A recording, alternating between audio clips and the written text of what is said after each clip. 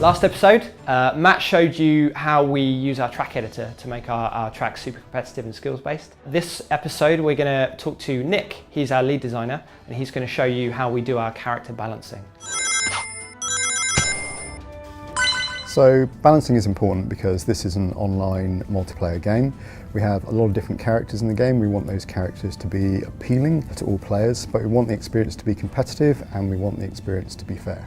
The characters themselves have different attributes. Some are strong, some are fast, and we can control a character's speed, their acceleration, and their strength. Strength being how much speed a character loses when they hit an obstacle.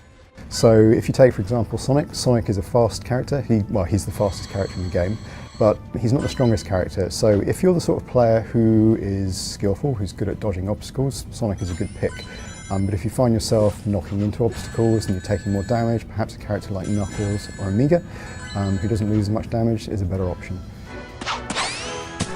In order to actually balance the characters, what we do is we set up a test track, which is basically a long straight.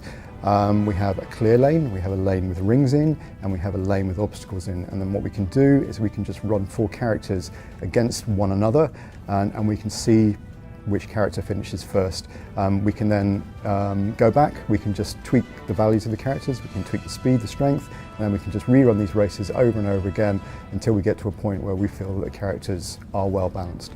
And we're also tracking a lot of data as well through soft launch, so we can actually physically see which characters are winning the most races. Matchmaking is based on the number of trophies that a character earns, so you earn trophies from finishing first or second, and you lose trophies if you finish third or fourth. So matchmaking is super important, again, to making sure that all of our players have a fair and balanced race.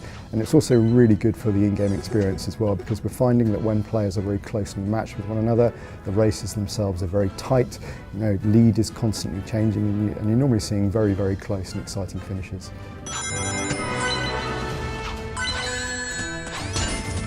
There's a lot of skill in this game.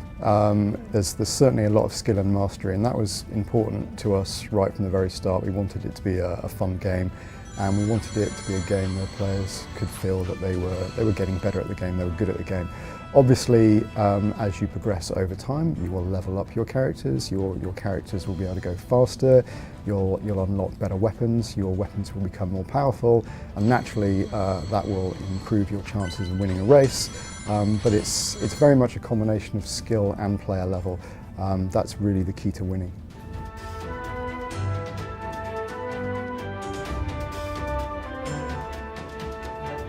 Thank you for watching. If you have any comments, please leave them here or on the Hardlight Facebook and Twitter pages. And in the next episode, we'll be taking you through what happened in soft launch.